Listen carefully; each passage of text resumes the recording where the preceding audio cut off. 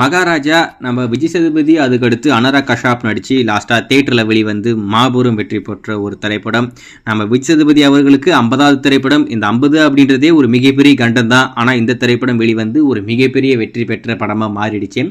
யாருமே எதிர்பார்த்துருக்க மாட்டாங்க இந்த படம் இந்த அளவுக்கு பயங்கரமாக இருக்கும் அப்படின்னு சொல்லிட்டு. கதையை பொறுத்த வரைக்கும் பெரிய புதுமையாக அப்படி சொல்கிறது ஒன்றுமே இருக்காது. அந்த எடிட்டிங்கில் ஒரு மிகப்பெரிய சித்து வேலை காட்டிட்டாங்க. எடிட்டர் தான் இந்த படம் ஹிட்டானதுக்கான முக்கியமான காரணமே. அந்த எடிட்டருடைய வேலை இந்த படத்தில் ரொம்பவே பயங்கரமாக இருக்கும். அதில் மட்டும் எந்த ஒரு மாற்றமே இல்லை. இந்த திரைப்படம் ஒரு மிகப்பெரிய வெற்றி பெற்றுடுச்சு. நம்ம விஜய் சேதுபதி அவர்களுக்கு மிகப்பெரிய கம்பேக்காக அமைஞ்சிருச்சு. அது மட்டும் இல்லாமல் உலகளவில் 100 கோடி ரூபாய் கிளப்பில் இந்த படம் ஜாயின் ஆக போகுது. இன்னும் 2 நாளில் இந்த படம் 100 கோடி ரூபாயில் ஜாயின் பண்ணுது. அதில் எந்த ஒரு மாற்றம் இல்லை. இந்த திரைப்படம் எந்த ஓடிடியில் எப்போ தான் வெளிவரும் அப்படின்னு சொல்லிட்டு எல்லாரும் வெறிகொண்டு காத்துக்கிட்டு இருப்பீங்க. இந்த படத்தை பொறுத்த வரைக்கும் இந்த வாரம் உங்களுக்காக எக்ஸ்க்ளூசிவாக நெட்ஃப்ளிக்ஸில் ஸ்ட்ரீம் பண்ண போகிறாங்க. அதில் மோஸ்ட்லி அன்சென்சாரில் இந்த படம் ஸ்ட்ரீம் ஆகிறதுக்கு நிறைய வாய்ப்பு இருக்குது. ஏன்னா இந்த படத்தை பொறுத்த வரைக்கும் வயலன்ஸ் ரொம்பவே அதிகமாக இருக்குது அப்படின்றதுனால சென்சார் கட் ரொம்பவே அதிகமாக இருக்குது.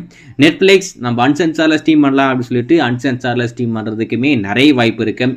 ஸோ ஏதோ ஒன்று இந்த வாரம் உங்களுக்காக இந்த மகாராஜா திரைப்படம் எக்ஸ்க்ளூசிவாக நெட்ஃப்ளிக்ஸில் ஸ்ட்ரீம் ஆக போகுது. இது வரைக்கும் பார்க்கல, உங்களுக்கு பார்க்கணும் அப்படின்ற ஐடியா இருந்தால் நெட்ஃப்ளிக்ஸில் பார்த்து பயங்கரமாக என்ஜாய் பண்ணுங்க.